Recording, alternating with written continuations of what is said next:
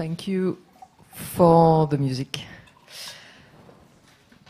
Good morning, everybody. I am Jeanne Dusseuil. I'm a journalist, French journalist, and co-founder of a new media called Globalize, which aims to enrich national news with international views. This is why I'm very happy to receive our very international panel.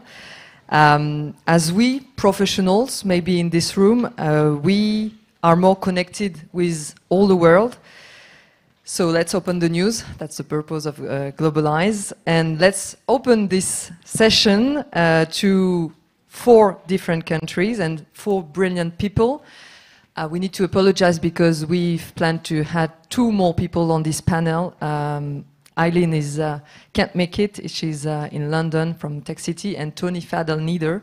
So we'll still have 4 brilliant people with us. I was quite free to select my topics, so I chose with the instructions I had from the OECD. So we're going to ask a very important question. As you know, we have a new president here in France, so we need to compare ourselves with very successful ecosystem. Who is going to become the best startup ecosystem? Is it through inclusive tech? Is it through small businesses? Is it through lots of fresh private funds at the age of AI? So with me I have Tamás Foldy, CEO of Starschema. He's from Budapest, Hungary. Starschema, you'll introduce it, it's a big data company. We have Scott Frisch, Executive VP and CEO at AARP, based in Washington, DC, which is a non-profit organization. As you may know, maybe a third of the people over 50 in the US are launching a startup. This is why Scott is here as well. We've got Maria Ruchevska, co-founder Czech Chill Foundation from Latvia. I should have started with you as a woman maybe, but as I am a woman as well, I started. And we have from Israel, Eugene Kendall, CEO of the Startup Nation Central, which is as well a non-profit organization. So just to start as a brief introduction, we were expecting someone from London, but this is a fact I'd like to share with you. Some years ago, we were observing here from France, as journalists, surprisingly, that David Cameron, a few years ago, Prime Minister of the UK, were receiving tech giants at the 10 Downing Street. Now, as you may know, they are visiting La Porte de Versailles. They are even visiting the castle of Versailles. And they also are at the new castle, the Élysée Palace. So we have a president who loves the startups. He wants to build a startup nation. But at the same time, France was listed this year at the 115 rank over 140 countries in terms of the heaviness of its administrative and bureaucratic burden. This is a figure coming from the last World Economic Forum this year. And according to the OECD, where we are today, this burden of administrative bureaucracy weighs 3 to 4% of the French GDP, which represents 60 to 80 billion euros a year. So it was just for me to give you an image of what we are maybe observing in France between a very motivated president and a reality. So let's welcome our panel, and starting with you, Maria Ruchevska from Latvia. I'm happy to introduce yourself. Hello, everyone. Thank you for the nice introduction. My name is Maria. I come from the Baltic states, which is in Riga, Latvia. and I'm the founder of a non-profit organization that mainly focuses on three things, mainly on three things only, right? So we're basically trying to educate the society towards technology entrepreneurship, nutrition within the country. Also, we are trying to bring in the students towards the technology entrepreneurship. And besides these two things, we are also hosting the largest tech event in Riga, Latvia, which is the largest one in the Baltics, in order to have, for once, draw the sort of like all the eyes from Europe on Baltics.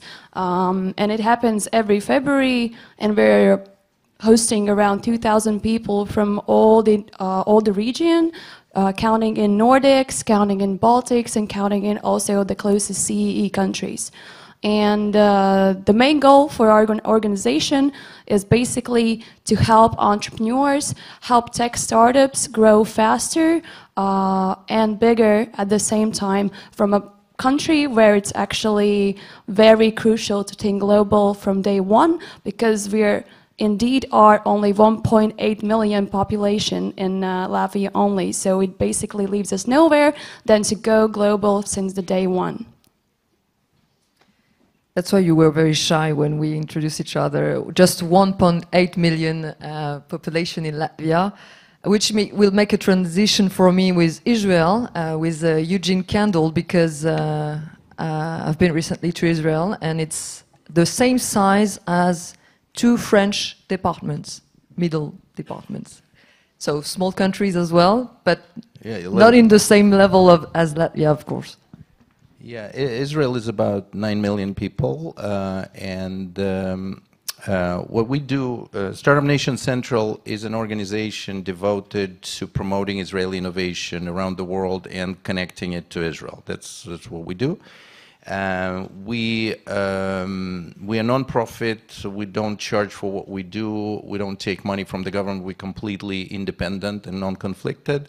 And we curate a variety of activities. For example, Startup Nation Finder. By the way, Startup Nation is a trademark that we own, so you can't have another one, so that's sorry. We're going to be fined in France then. Yeah, you'll have to come up with, startup country, startup something. But seriously, we have a platform called Startup Nation Finder, which basically maps and connects the entire ecosystem. We just launched 2 days ago. We added academic research into that. That helps create very high connectivity internally as well externally, and has 80,000 people visiting it every month. So that's one of the activities. Another activity, we bring very large corporates and large NGOs with their problems to Israel to start developing joint solutions, and with small companies in Israel. There are close to 6,500 technology companies in the country.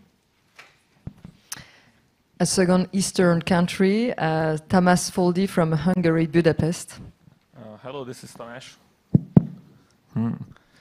So actually, I'm from Hungary, which is 10 million people. So we still very few for us at least. So actually, I'm from the private sector, running a startup or scale up, something like that.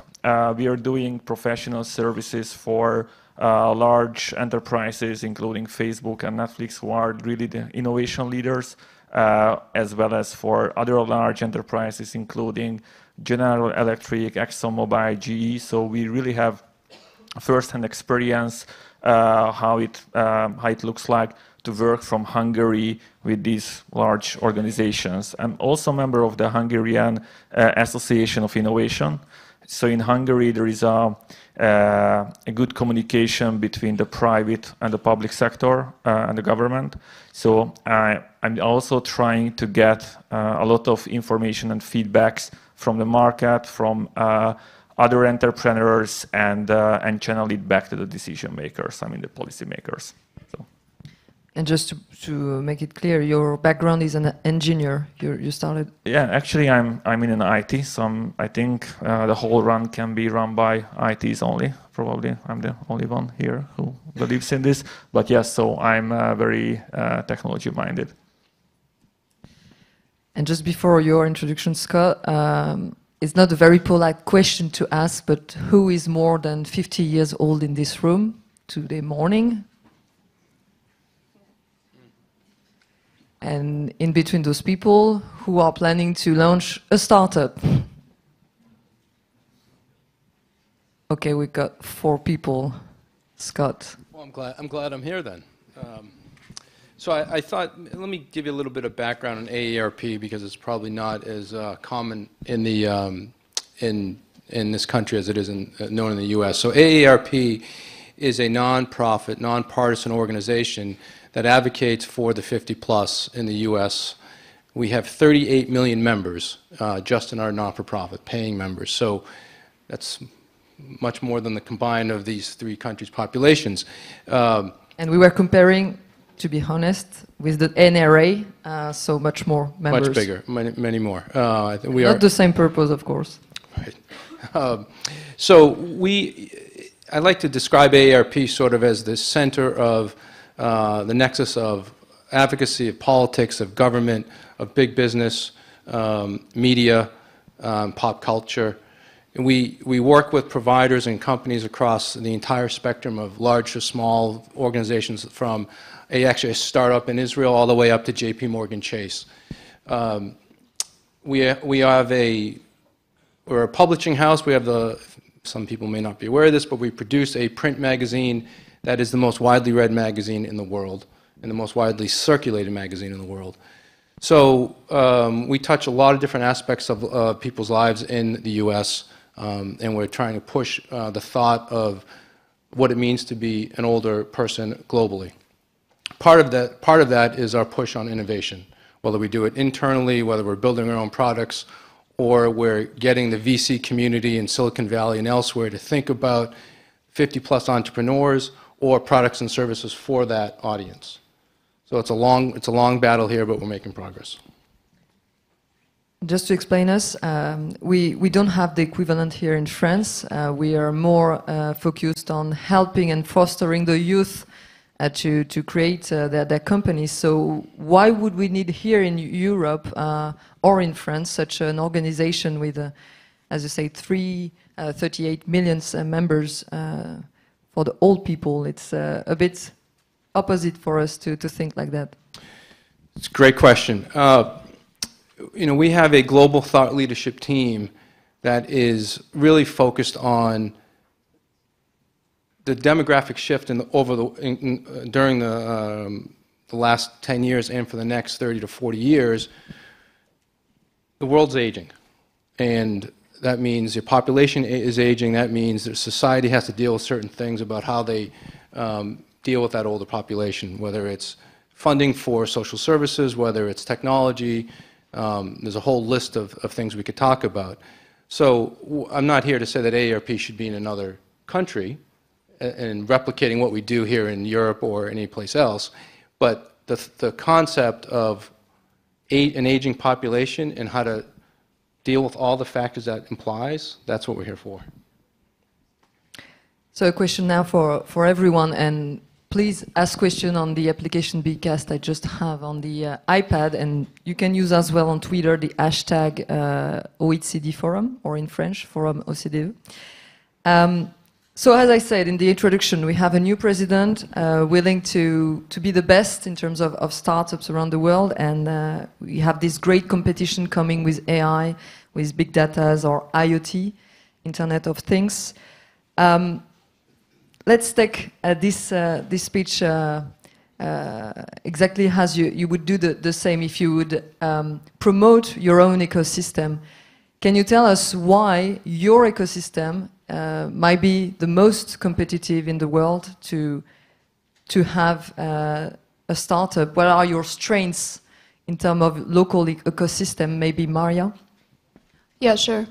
Well, whenever I go abroad to tell about the Latvian or Baltic tech ecosystem, I never do only Latvia. because it doesn't make sense for us alone to go basically nowhere because we're just too small. So that's why we're kind of like trying to foster the 3 Baltic countries. And what we sort of like highlight the most is the strength of the Baltic tech ecosystem.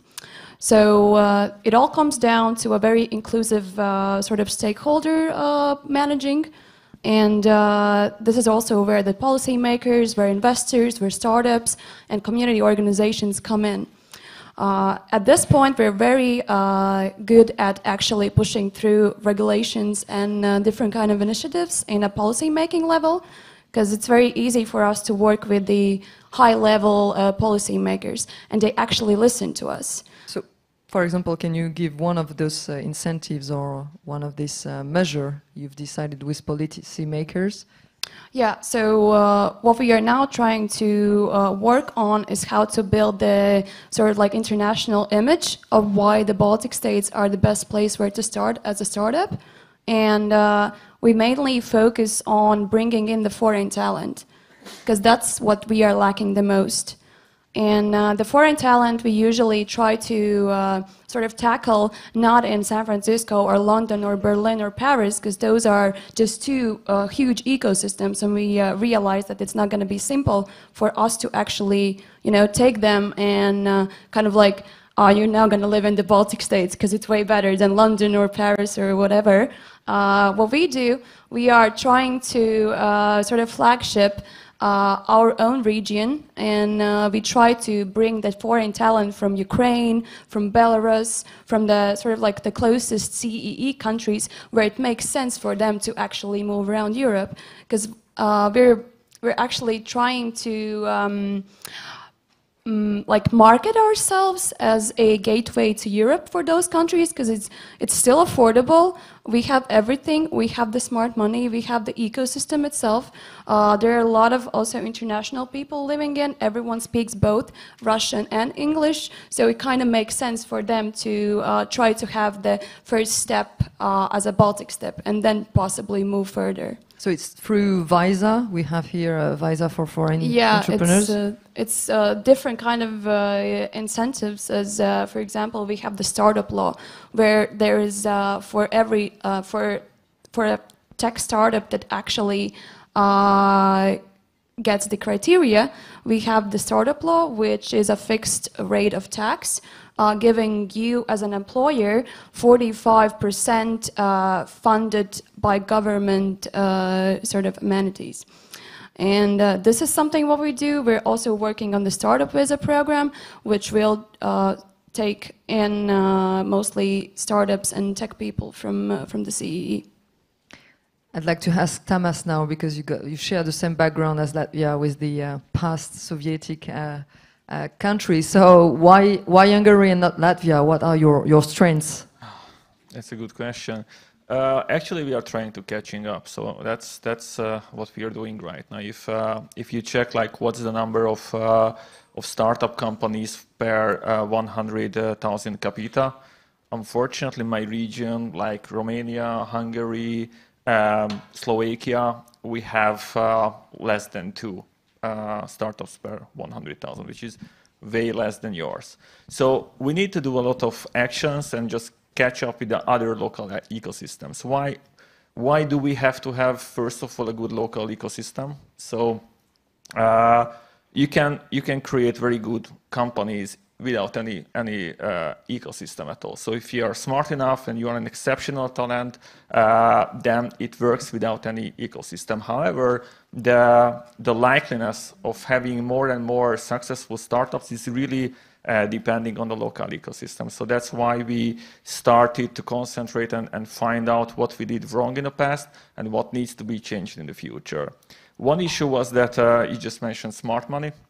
That's something what we didn't have in the past, or I think maybe there are people who can compete me. We had money, but that don't really went into the right locations, and without thought leadership, without experienced entrepreneurs who can teach and coach the next round of entrepreneurs, that money just burned and it just doesn't make sense. So you need smart money, combined people, who can empower the new generation, and the new generation could be the 50-plus generation, the new generation of entrepreneurs.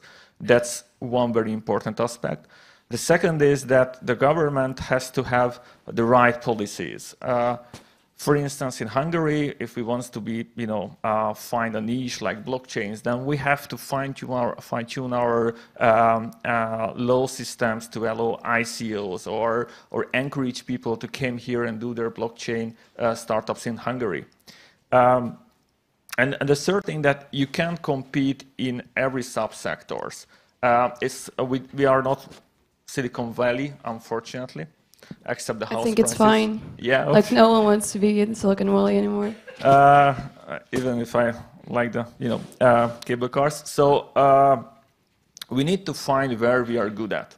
So I think what this subsector-based specialization makes definite sense. So if you are in Frankfurt, then Frankfurt startup ecosystem is really focused around fintech companies.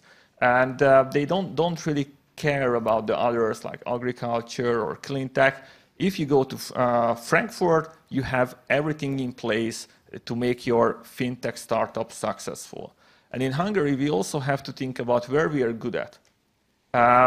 We're good in agriculture, healthcare, maybe car manufacturing. So like autonomous cars we can build, tracks for autonomous cars. We can fine-tune also the law system to allow more easily to drive driverless cars in the country, and it can help to bring that missing experience. And yeah, so we just need to find out our niches. To specialize, to attract talents.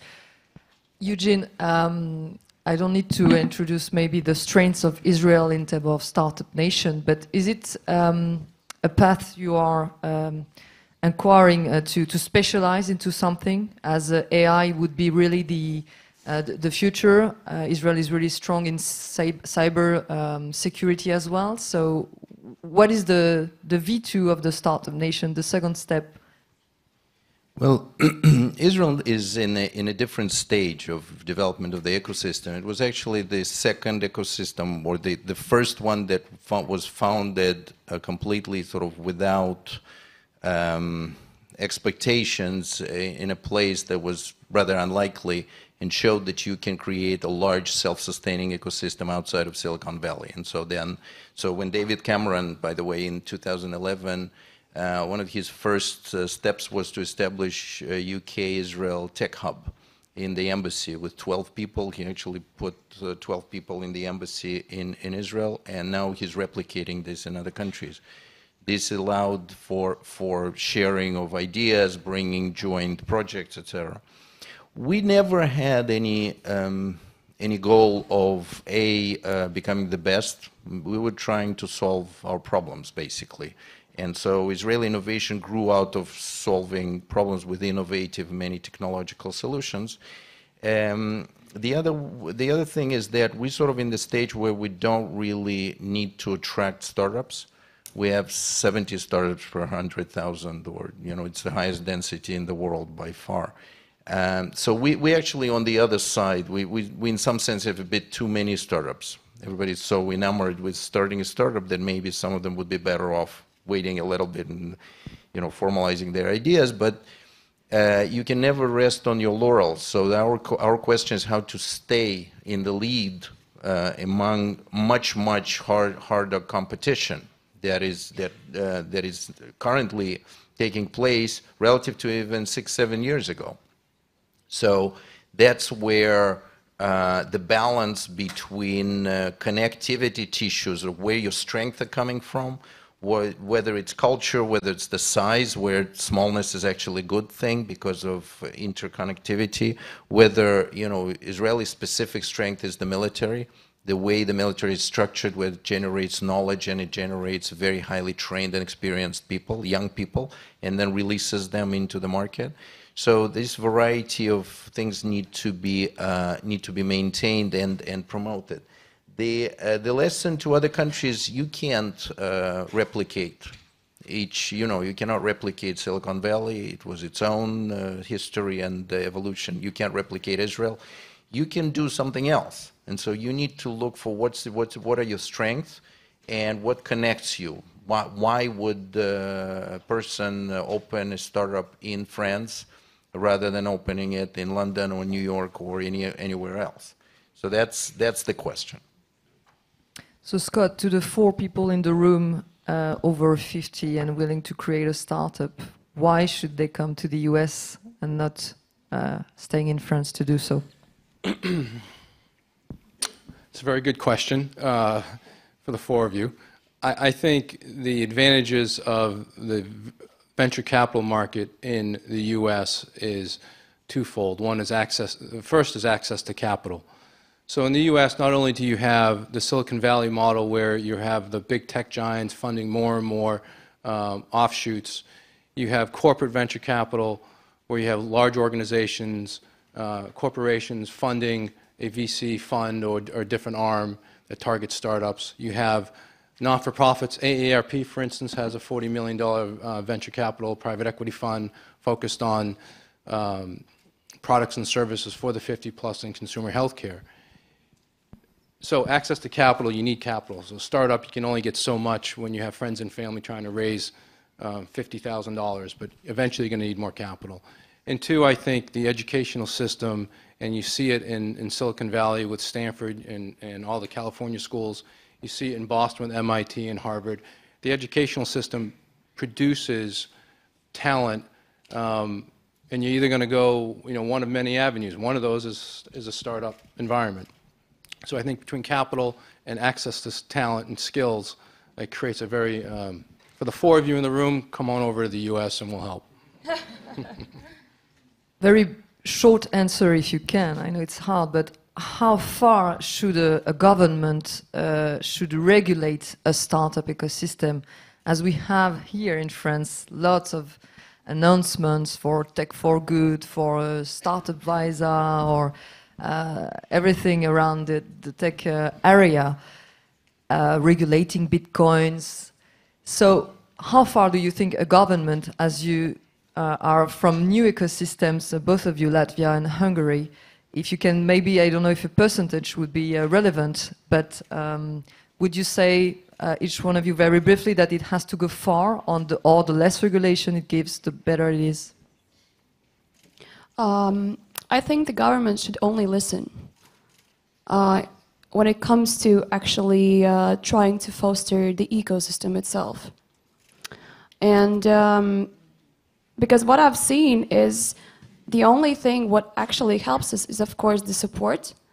And the second thing is someone from the policy side who actually flagships that in Latvia or in the Baltics in general, it's a good place where to start as a startup. So taking, for example, Estonian president, ex-president, Mr. Henrik Ilves, he was a really good flagshipper. He was just going around the world with his tech-savvy sort of character and telling everyone that Tallinn is the best place where to start, and it worked. So for us, it's for Latvia, the Minister of Economics, so Mr. Arvils Ašrādins, is doing also a pretty good job. He comes with us with the tech ecosystem around the world and also flagshipped it. So this was me answering very short. So I think they should listen and communicate it throughout. I can just agree with Maria. So the way how I see it, that for startups, their primary rule is to listen to their clients. And that's the way how they can understand what they have to do to grow. And this is the same for governments. Governments has to listen to their to the startups and scale-ups. And if they listen to those entities who are actually making the GDP and creating a good environment for them, they will profit from that as well. So I think there is no limit, just advantages. Eugene, the Israeli government is very much involved as well? No, they involve just just the right amount, and it's equally important what they don't do to what they actually do. I think one of the things that we need to remember is that the ecosystem provides many of the services and support. And so if you have a functioning ecosystem, the government needs only to look and maintain certain amount of balance. And because remember, what you need in order to create this innovation ecosystem is A, knowledge, B, human capital, and financial capital. That's then the markets, you can access the markets, the market will do that. But this balance, the market cannot maintain this balance. I mean, it maintains it to a certain extent, but if you look forward, sometimes human capital suddenly lags behind, or financial capital lags behind. So the government has to be sort of watching from above and saying, if suddenly there is no continuum in financial capital, so the ecosystem, financial ecosystem has a break in the middle, that can kill the whole process. Because I'm not going to invest if I don't know that somebody else will invest after me. So the continuum is extremely important. The government can come in and provide some incentives for this continuum. Similarly with human capital.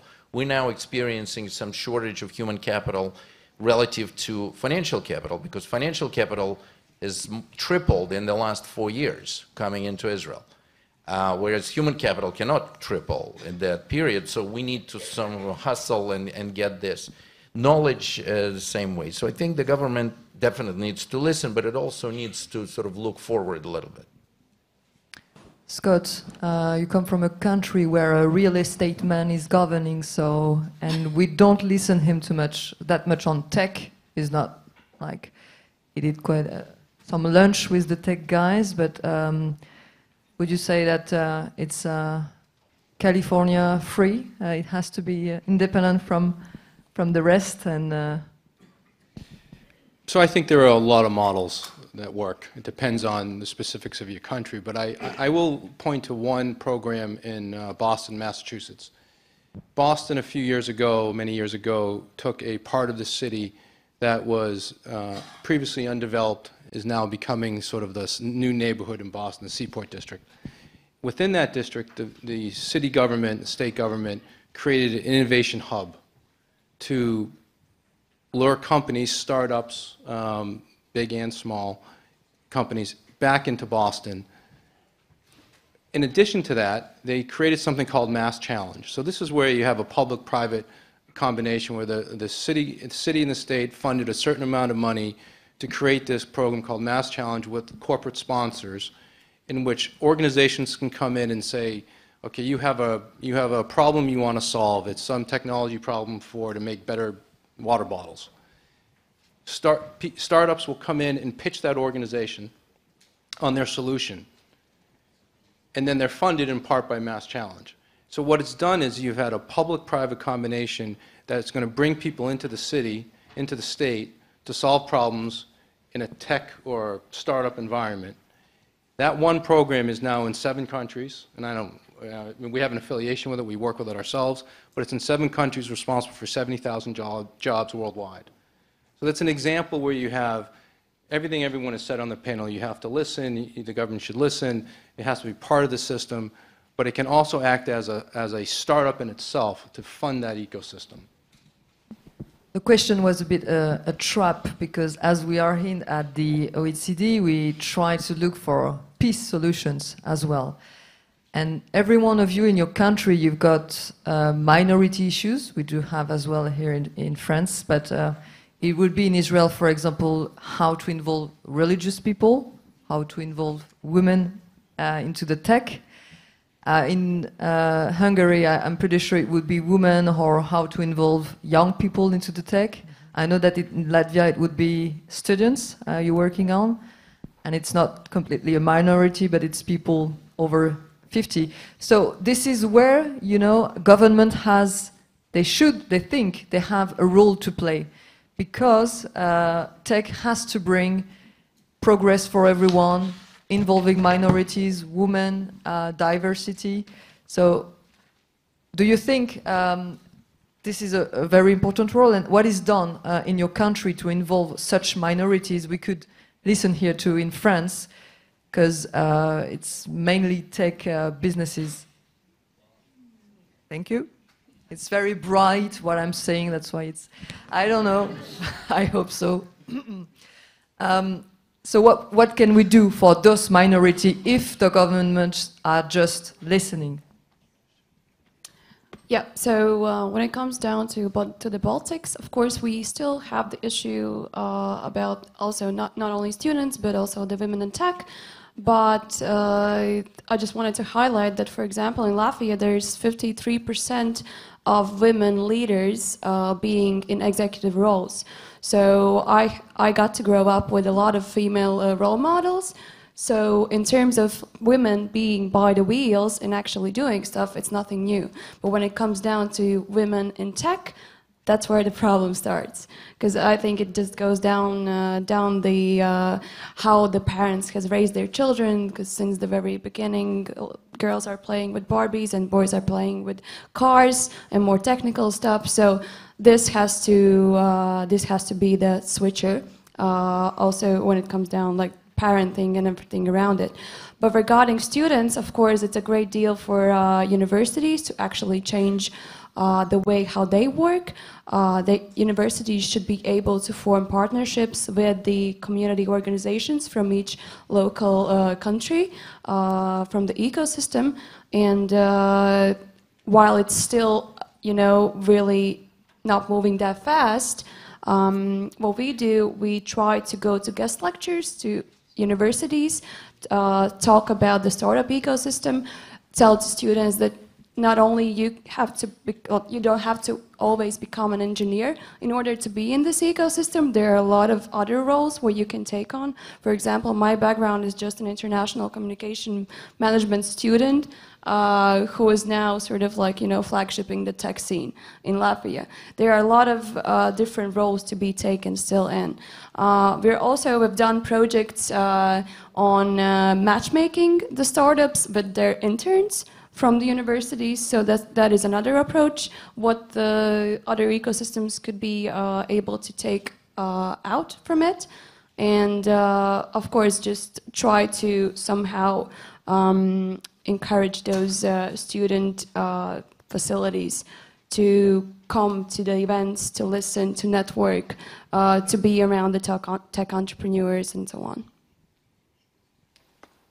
Maybe we can jump to, and we come back to you, but in Israel, I was mentioning the religious people, the women, and obviously the Arabs, minorities. Yeah, in Israel, the difficulty is that the network that is running behind, social network that is running behind or underneath the tech ecosystem is mostly coming from the military.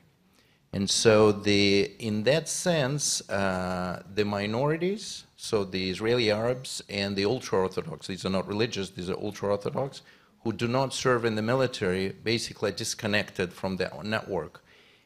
So that's one obstacle. The other obstacle is that culturally, both Israeli Arabs and the ultra-Orthodox are not trained in the same way to be sort of outgoing and being over-ambitious, overconfident. And so when they come, even though today close to 17% of all computer science students in Israel are Arabs, much lower percentage goes to tech, and this is something that we have to address. So my organization addresses that from the point of view of the industry. Since we have a shortage of human capital, we are going after women, after ultra-Orthodox, after Arabs, after periphery. We don't care where the human capital comes from.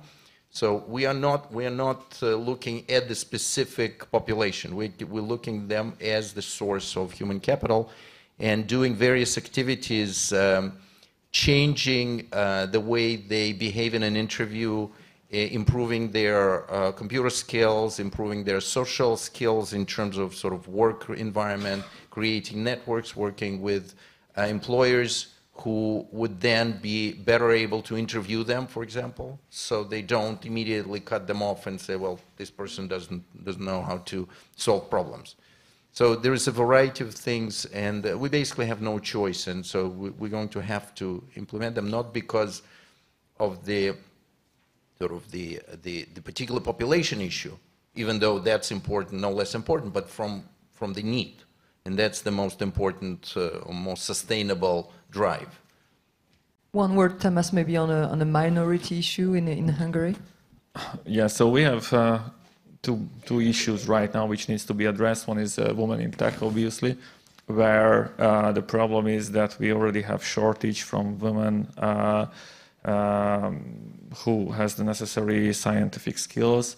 So I think everyone needs to act. So we need to somehow transform our society. And we have in Hungary private schools who do different courses for women, especially. It was established by Hungarian startups like Prezi, Logmin, Ustream, and us. And it's also concentrates to show like what are the positive role models again. So who are the ones who are working in a tech, women, they are successful. So we just show how that it just makes sense. The other is that already in Hungary we have regions who are with especially poor people who have less access to the talent market, and what we also have to do as entrepreneurs is to go there and show that if they learn, if they don't fall from the education system, they can be anything they want. And it's very important because they just can't really understand that there is still a mobility in a society, and this can't be done by the government. They have to see real examples. I'm gonna jump off the questions you've sent on Bcast because this is the following of my question for you, Scott. If you can maybe show the question on the screen, and it would be more for Scott, and maybe if we wait that you, someone is asking, what is the magazine that Scott's organization publishes? It's the AARP magazine, very simple to remember. Okay, the question, I don't know if they are coming up, but the question is for Scott, how do we stimulate inclusive innovation, not only on the supply side, but also in terms of understanding and responding to the demand side, which would be this cyber economy we call here in France? So I think it starts with listening to the consumer. I think that concept applies to any type of growth or any type of business proposition, but understanding the needs of the consumer. And as it relates to the older market, understanding that technology products or products and services can be catered towards one segment or another is one avenue, but you also have to think about there are certain products that can transcend the age spectrum. And it doesn't necessarily have to relate to technology. It could be, an example I use in the US where you have, we call them curb cuts as you're walking across the street. Hit your sidewalk and it flattens out to be parallel with the street, is good for people with using strollers to transport young children or people in wheelchairs or walkers. So think about products and services both from an age segment as well as across the entire spectrum. Another question from the audience, and whoever wants to pick up, just take your mic. How should the government and private sector work together to facilitate startups regarding capitalization, investment into those companies? How does it has to work, private and public? As we see here in France, lots of business doing with US giants. I think I can say what we do and what I think sort of makes sense, even though certain improvements are at work. One of the issues is, government usually finances basic research. The reason that it finances basic research is because it's too expensive or too prohibitively risky for the private sector to finance. Now, when you go into R&D, into sort of this startup stage or in between, there's still R&D going on. And part of that R is still too risky for a startup. And so part of that can be de-risked by the government. So that's one area where the government should intervene, because otherwise there's a basically value of death between where the R ends and the D begins, and a lot of that falls through. The other thing is that government has to ascertain that there's continuity in financing. This is very important because if there are gaps, the whole system collapses. I would be very, very cautious in suggesting that governments choose which startups to finance and not finance, not on the risking part, but on like betting on certain technologies, even areas of technologies, even though it's a little bit easier there. It usually doesn't have a good track record. Also, I think the state, just following up on what Dimesh said, has to have this particular niche thing. For example, if you want to bring in Facebook researchers to, let's say, Latvia, you have to offer them something that makes sense for them. So you have to do your research, come down to those 3 things that are going to be the ones you're going to flagship, and then you sort of like start to approach the big giants. Other question from the audience could be Scott or Tamas for answering, because I think you are going to the US quite soon. Google, Amazon, and Facebook, Microsoft, the tech giants that we rely on, are American. What are the risks for Europeans of depending so much on US companies, and where are the European equivalents? Tomasa and Scott, maybe. Can depend on Chinese ones. There is also. Yeah. I think the Chinese ones are much more frightening, I would say. So yesterday I just used Mobike, and it's my GPS location, everything stored. On one hand, there is the GDPR way to make their life like a hell. That's one option. True, but we need to find again a good local ecosystem and raise their alternatives. China was able to make it, so we just have to work on that. And there is definitely a huge risk what we are possessing right now. It's just probably we just need more time, better ecosystems. Can we have equivalents of here in Europe of Chinese power?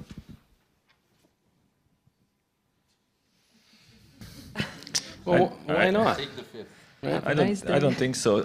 So the way I think we are a little bit late with that one. We need to concentrate on others, and maybe that could help us to bring back the advantage. So the first round of startups like Owl, Netscape, they made the technology basis for that. The second wave, like Facebook, Amazon, they really went into the digitalization and the IT thing.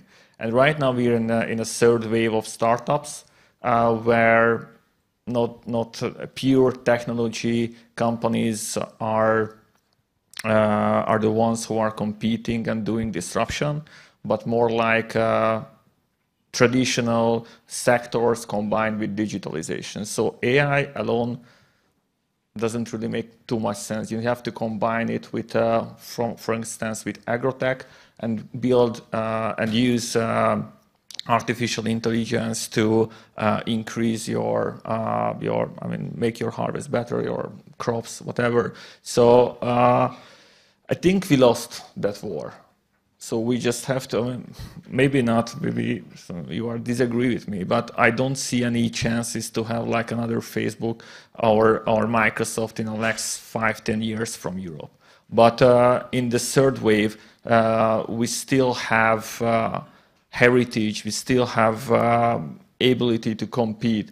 And right now we don't just have to compete with US, which was like a friendly war, I guess. Now there is China who are having like 3 or 4 times more patent on AI than US and Europe combined. So Scott disagreed a bit when you said we already lost against China, Scott? Maybe I'm more optimistic. I'm not sure, but putting aside the geopolitical issues as well as the national security interests of everyone's respective countries, because if you had someone from China here, they'd have a completely different view. Will you be able to recreate Microsoft or Facebook or Google, Amazon? Who knows? No idea. If I knew that, I'd probably be sitting on my own private island somewhere, a really wealthy man. But what I would say is that conversations like this, engagements like we have with the OECD, creating an environment where startups, because remember, Google started really small one day, right? Creating that environment that allows startups to foster increases the creativity of the human spirit, no matter what country you're from. So if you take that combined with your access to capital, your access to education, I think the possibilities are unlimited, no matter where you're from. Just one additional comment. So the challenge here in Europe that we have to think always globally from day one, as you just mentioned. So if you're in China, you have a very huge market in your same country. Same in the US. So if you're competing in B2C, if you're a Google, first it's enough for you to concentrate on the US market. But in Europe, from day one, it has to be global because none of these countries in Europe will give you enough traction to grow as fast as these others. Can I add one more point? That's a really good point, but sometimes people forget history. So if you go back and you look at Japan in the 70s and 80s from a technology standpoint, all the technological products, TVs, some things you guys want to remember, cassette recorders, all the big technology were Japanese companies. And the US market was way behind the Japanese market. So, now granted, we're a big country, we have a lot of resources, a lot of people, et cetera, but it proves my point where things can change and countries can develop their talent and create that environment that fosters growth, whether it's technology or services or, it doesn't have to be technology, but if there's a will, there's a way, basically. I think there's these four companies, and Apple, perhaps another one, are a bit different than televisions. These are platforms, and platforms have economies to scale. And so the only way for Europe to compete with them is actually cut itself off from those companies, like China did. China basically cut itself off, put the conditions that they could not obey, and basically created its own local institutions for 1.5 billion people. In Europe, if you can do that, you will have to cut yourself off. So I don't think that is something that is in the cards, because people in the cutting off part is going to be very painful. And so that is unlikely. I think the way the future is going to go with these companies is that they probably face more threat from US regulators or European regulators than from European competing platforms, because at some point they're becoming so big, it would be hard to control them. And therefore, the example of AT&T, which was sort of similarly big and controlled the entire flow of telephone calls, which was much smaller issue than today's internet, ended up in 7 companies, and they started competing with each other. And so it may well be that there will be Facebook Northern Europe in 10 years. So I don't know. So that may be by the way, the ownership is not that important. The importance is the competition. Okay, so going global, having huge platforms to compete against China for the Chinese model. Where is the inclusive tech? Where do we reduce the inequalities? Are the goals really to grow, to have big platforms, to own data, but in between these business models, where are the hope for everyone, maybe at the OECD, to reduce inequalities? Is this on the map? Maybe I'll start. This is tough because inherently any innovative scheme or any technological development over the course of history was increasing inequality rather than reducing it. And in this particular space, since there are economies of scale, both on platforms but also in ecosystems, because ecosystems require a certain scale, then it tends to create spatial inequality, so geographical inequality, because a lot of people coming to, you can't have, you know, in every little city its own ecosystem. It's just not enough support. Having said that, I would say that there are some gravitational forces that pull you out of your localities, but they also, if you create sufficiently strong local ecosystem, we've been doing this together with the Jerusalem municipality, and Jerusalem ecosystem grew over the last 3 years by 100%, so close to 500 startups. And largest exits in Israel's history came, 2 or 3 came out of Jerusalem.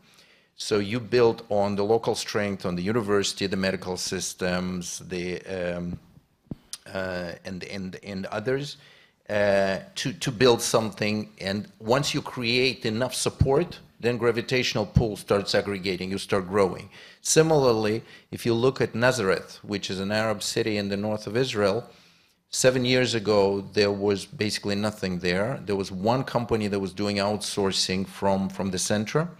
Today, there are over 80 startups, some of them highly technological, very, very impressive ecosystem, still nascent one, but you know, the fact that it's able to grow, some government interventions, some local entrepreneurs, etc.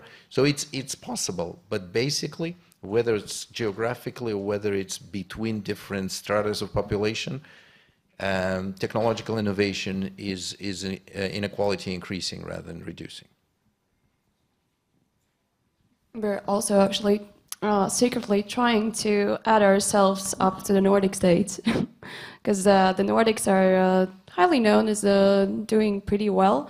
For example, Finland, Helsinki scene. I'm myself really amazed by those guys. They're working on a goal very, very motivatedly, and they've been also producing several kind of programs where the students are actually the entrepreneurs themselves, and basically the students run the whole ecosystem. Do you know Slush? Does everyone know Slush here? Yeah, thank you.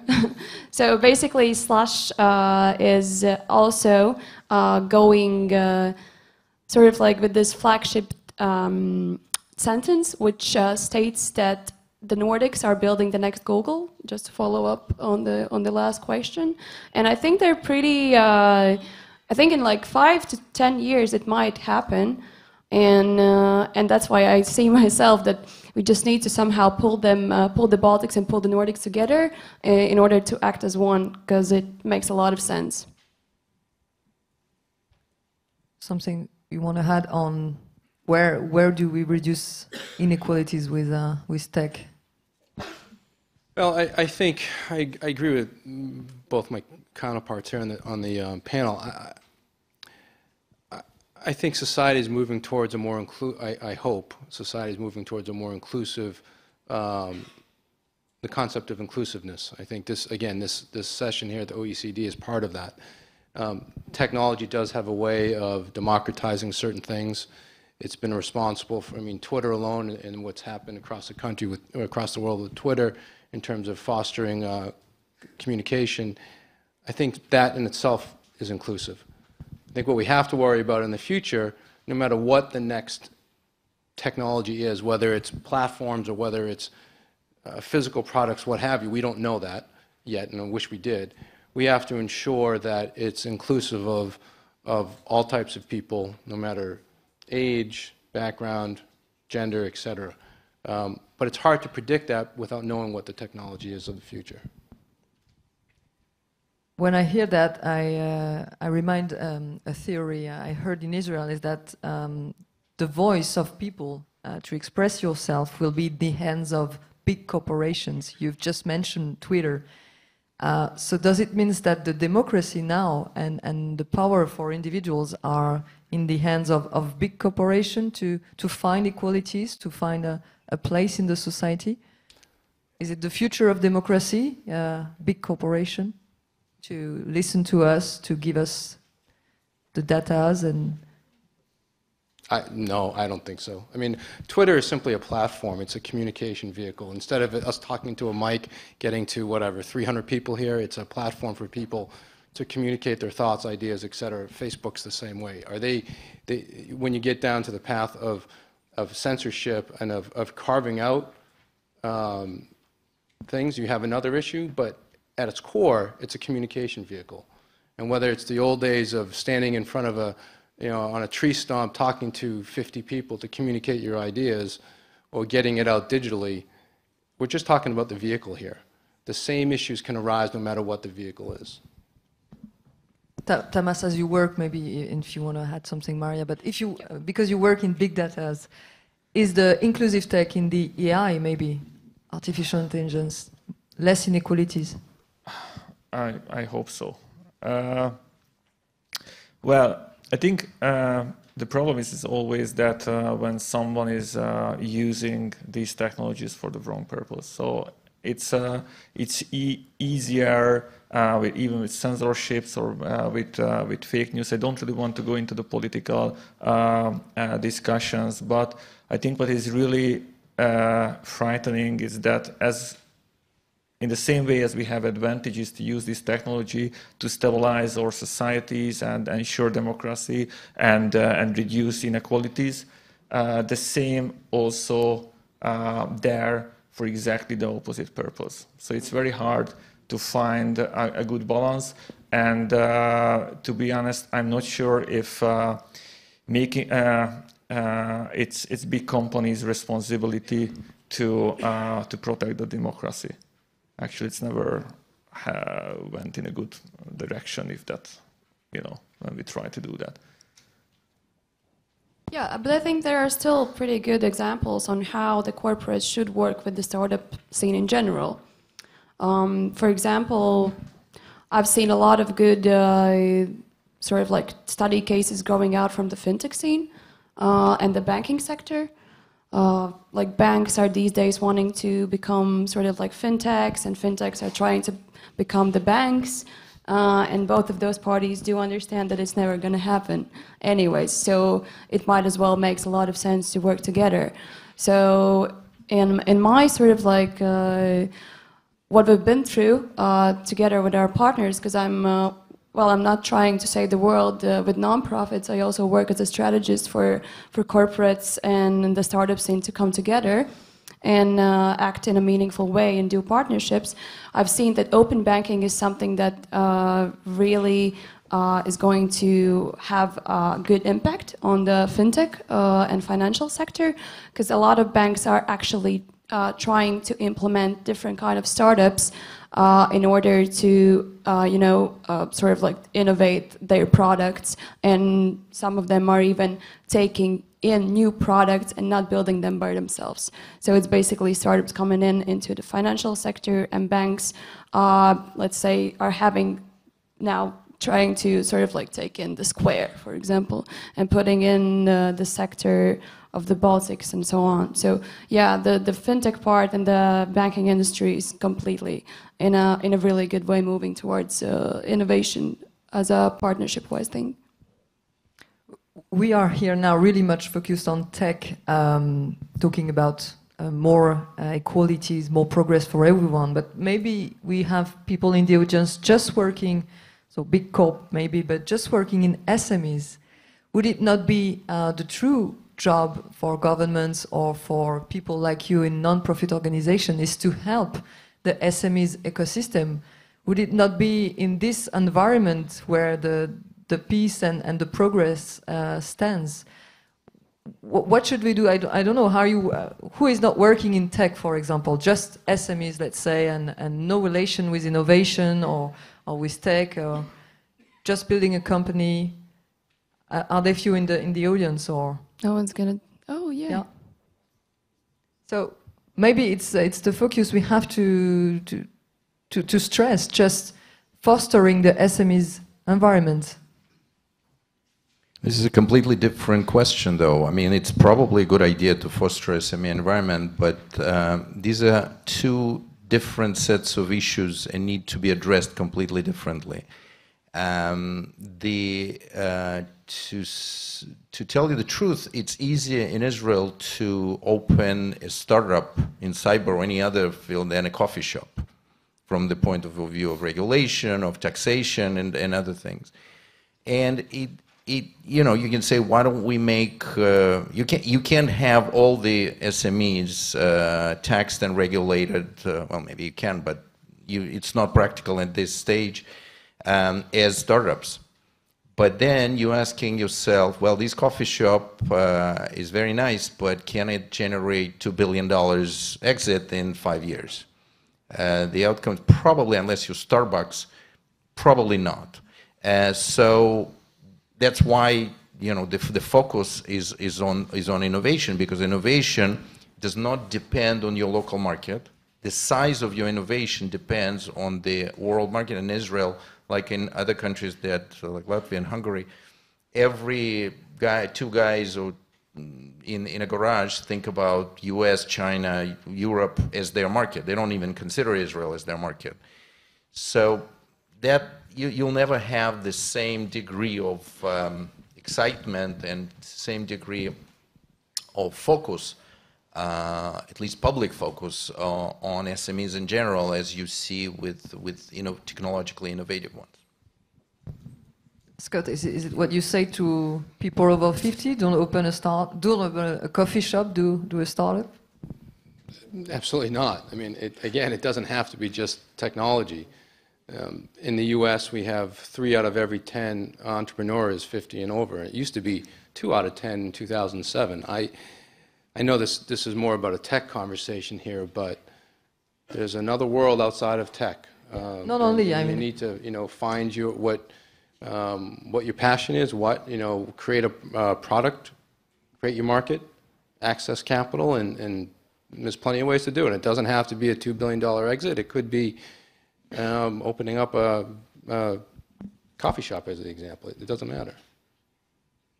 Tamas, you wanted yeah, so I think the two things are very different. So startups are to disrupt and to scale globally. So that's one part. And the SMEs are the local ones, the local services, the local providers. So they need really different policies, different treatment. We just can't really mix two things together. For startups, the other part is that they are very mobile. In Hungary, one of the biggest issue for us that if you have like a first round of investment, then just play your plane tickets and move to somewhere else where you have higher chance of successes. Why, if you have a coffee shop, it's very hard to put a coffee shop on an airplane.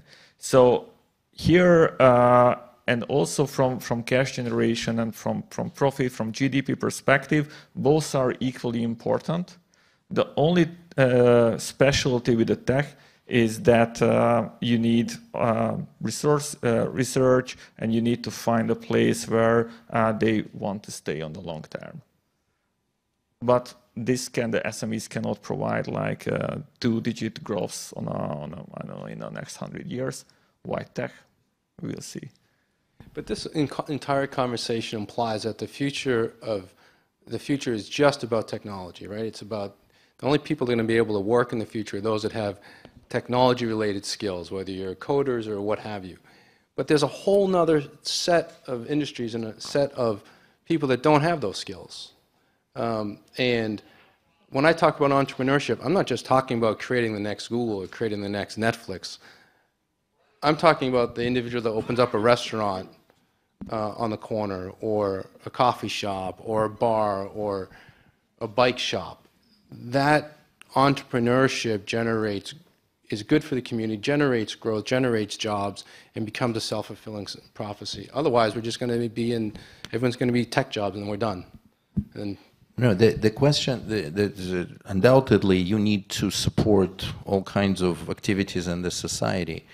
And you cannot just put all your chips into high tech. I mean, in Israel, High tech is the largest part of the economy of any country in the world, and we are seeing that bifurcation of economy. We're actually two completely different economies. So you have to run these two separately and provide each one with the tools that are appropriate for its growth and its development.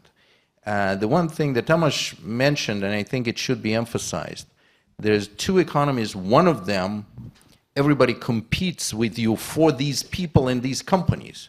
In the other one, nobody competes with you. There's competition internally, but the world competes for these people because world over, there's a shortage of really innovative companies and especially really innovative people. And so every country tries to move them. You know, you just saw that Latvia is trying to move them to Baltics. You know, Silicon Valley has been very successful in moving everybody to San Francisco area. You don't have, you know, there are no VCs flying over to get coffee shop owners to move to San Francisco. Where is it happen? So you have to understand that in terms of public policy, you will have completely different set of issues and completely different emphasis on this industry versus everybody else. Yeah, it's just the scene is very loud these days. I mean, everyone wants to talk about technology and innovation just because it's hot. But there was a time, and still is a time, where there are actually, you know, all sorts of events, series dedicated to SMEs. So everyone has its place in this sort of our own shared economy. Question from the audience, and you were just talking about it, Scott. Is there, maybe it's coming on the screen, is there a general lack of adoption to technology among older adults? We have to help them to adopt technologies. So I think it's changing. And I really believe that there's certain myths that people think if you're old, you don't understand technology, you don't want to use technology, you're afraid of it. Maybe that was the case years ago, but I think it changes as each generation ages. You know, so today's 50-year-old is vastly different than the 50-year-old of 30 years ago, and same for the 60 and 70-year-olds. But think about, I mean, I'm turning 50 this year. My comfort level with technology is vastly different than my father. And it will continue to be more comfortable as I age, just like Maria, as you're going to get older, you grew up with technology. So I think it changes over time. It takes a long time to do that, but it's definitely on the decline. The problem is that it's going very fast. For example, if I ask the audience, maybe over 40 or 50, or you as well, but can you explain what is blockchain, for example? So, do we need to teach that to those people? So I think you need to be careful comparing, I'm going to make up this term, infrastructure technology like a blockchain versus consumer technology. Does the average person today use blockchain? They may, they just may not know it, right? But everyone can pick up their phone and use an app or use Google Maps or what have you. And there's a difference between getting into the infrastructure of technology and how it actually works versus the consumer use of it. And I think that's what you just, unfortunately, what you just asked is part of the myth here. That's really not true. Because in the US, I think people aged 50 to 64, like 99% of them have either some sort of smartphone or a tablet. Now, do they not understand how it works underneath it? I don't know how many people in the room understand all the technology that goes into an iPad, but they love using the iPad. So, it's a question to ask because by 2060, the population over 50 would be almost 30% here in Europe.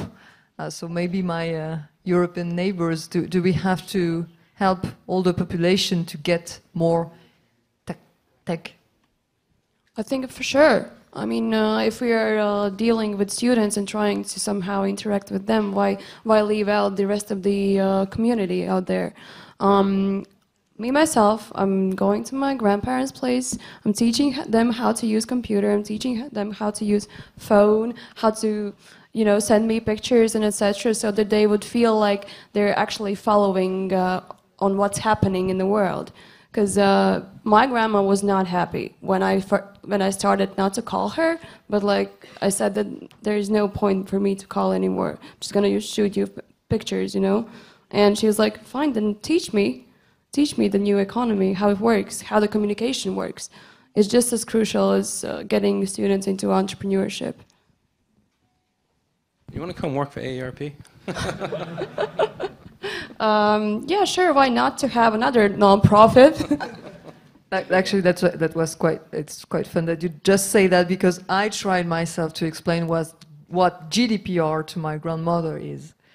Must be tough. You must heard about GDPR, and it's a question I had for Eugene, because you were just saying that if we come back to inclusive growth, it can happen in local ecosystem, in local territories. So it could be small Latvia or Hungary, but at the same time, we do have big governments like the EU building a new law called GDPR to unite big territories all together under the same rules, to unite it. So it's completely opposite to what you just said. To foster inclusivity and more growth would be more local, small is beautiful, or every idea. So how can we tackle the inclusive growth with local environment if we are doing GDPR at the same time? You know, we're still studying this whole thing because it affects us as well. We're actually sort of slowing down our sort of reach into European region because of that. Generally, without talking about GDPR, I think that having uniform, large-scale, sort of wishful legislation that basically covers everything and doesn't allow for local differences and basically affects everybody in the world rather than just it's you know, there's this law of unintended consequences. Once a Russian prime minister said we wanted to do good and it turned out as usual.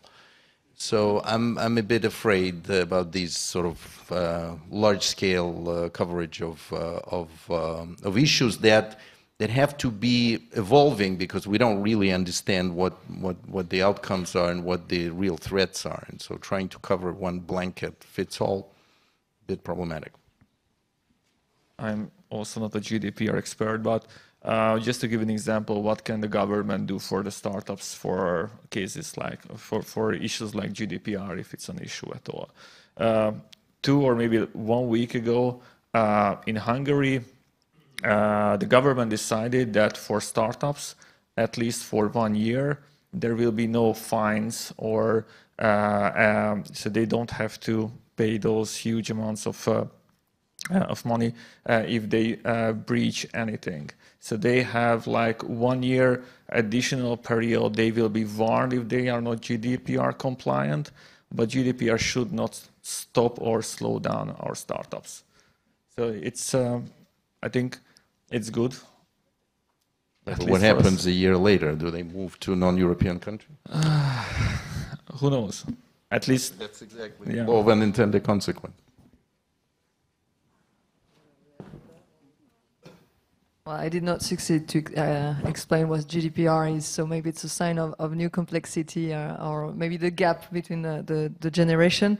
And we're going to take just 1 or 2 more questions to end our session now. Maybe this one was coming up, the education system. Do we have to build new schools to help those inclusive tech, or these new tech skills to grow? Do we have to rethink? It was a question by the audience. Entirely the educating system. Let me start. So I think there is always room for improvement. Within the U.S., you have a very an educational system that fosters, I think, technology and startups, but you have to think about, if people are living longer, does the traditional educational system still make sense? So in the U.S., you go through high school till age 18, you spend 4 or 5 years in college, maybe you get a postgraduate degree, and you're done by 25 years old, somewhere around there. But you have a work lifespan that may go into your 70s. So how do you deal with education for those 45 remaining years while you're in the workforce, or 50 years? Is it good that it stops, you get all your education up front and maybe some small doses here and there and other classes? But that's a really big question in terms of, there's an answer we could discuss for hours. But I do think it does have to evolve as people are working longer, as society changes so quickly, especially with technology, that the traditional in the US, the traditional 4-year university education plus a postgraduate degree may not be sufficient over the long run. New country, new schools? I think it is for sure very needed for the education processes to be sort of like changed in a way that at least the professors would be able to draw the attention of students to different kind of stuff. Not only the regular, let's become, I don't know, a journalist, or let's become a stewardess or something like that, but that the professors themselves would also come up with different types of methods on how to make those students be interested in different kind of sectors. Also, the schools and the universities should have a space where you as a student can build your own stuff. So I think it's very crucial for these amenities to have a design factory, an access to different kind of technologies, in order for the students to actually, come across the technology itself in a practical way. And of course, I could go on how the schools and universities should be like in already now. But the one thing is that, of course, I think design factories and the tool spaces and maker spaces is the one thing that everyone should have these days. It's a bit the same questions we had previously between private and public collaboration. And in Israel, I'm guessing that the private sector is really much reframing the school and the university's environment. Yeah, just one small note. Of course, there are also sort of special schools like Singularity University, which is actually very focused on building tech entrepreneurs. So if you want to become one, of course, you head to Singularity. If you want to stay, sort of migrate through all of this, you just go to a public university or a private one, and hopefully you'll have the space where to act on. I wish you were right about Israel, there where the private sector would be more involved in schools. There is some of that, but basically the education system cannot prepare people to the to the 21st century, because it was founded, the principles were founded in agricultural society. I mean, just the very fact that you have 3 months vacation during the harvest doesn't make any sense to anybody. I mean, given the air conditioning, you can basically study. I mean, just a whole bunch of things. The other thing is that this is a very conservative system, and basically the teachers, the average teacher's been there for a long time, and they know what they know, and it's very hard to change their attitudes. And this is the whole structure of the education is not fit for the challenges that we actually have to prepare the students. So it's going to be a painful and slow process, unfortunately.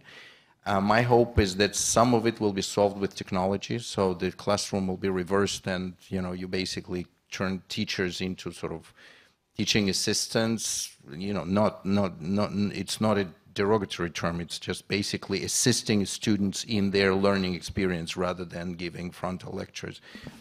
There are interesting examples, and I absolutely agree with Scott that the whole process of education has to be broken up in much smaller modules and much longer. It has to be lifetime learning, because things are moving so fast. You're going to be completely irrelevant what you learned 15 years ago. I mean, that's not. There's interesting singularities. Another was one example. Cornell Technion. There's a new university in New York, which is a collaboration between Cornell and Technion from Israel, which start really cross-discipline, very much sort of self-learning process involving a lot of discussion rather than frontal education. So all those are great, but they are very, very small relative to the large-scale educational systems. I'm relatively pessimistic about the ability of the education system to really prepare large-scale numbers. Painful and long then. Final question, and then I'm gonna give back the scene. If you can finish my sentence, just maybe we have in the audience future entrepreneurs willing to create their company. They don't know where they could stay in France, but they could go anywhere else. So to grow, you have to find a place where. What do they have to find? If you can just finish that as a conclusion for this session, which strengths you have to find? I know it's hard, but just to sum up. Well, you have to find a place where the growth for your company will be the fastest and the easiest. That's the easy answer. And it doesn't have to be in Silicon Valley. It can be in many places. It depends on your access to markets and your access to local talent, on your familiarity with the local market. It depends on the combination of strengths. But that's basically, if you want to grow the company, go where it grows the most at the shortest amount of time. So at the risk of sounding boring, I completely agree with everything you just said. That's the answer.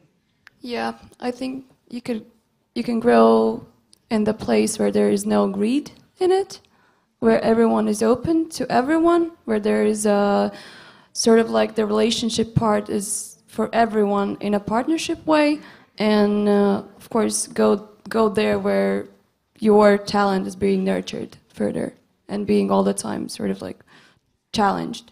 But it has to be Latvia or the Baltic countries. Yes, basically just describe my country. Thomas? I will go there where there are. You're going to move to the US, right? Yes, but I will come back. I think what is very important to see already some success stories. So to show, to see that ecosystem is really working, and there are people who can just teach me more things, because this whole startup is about learning, adopting. So we need people who just did very similar paths in the past. So to get inspired, if I have to sum up. Well, I hope you've been inspired by us today morning and this panel, and thank you very much for your listening. Have a good day. And thank you very much to all of you.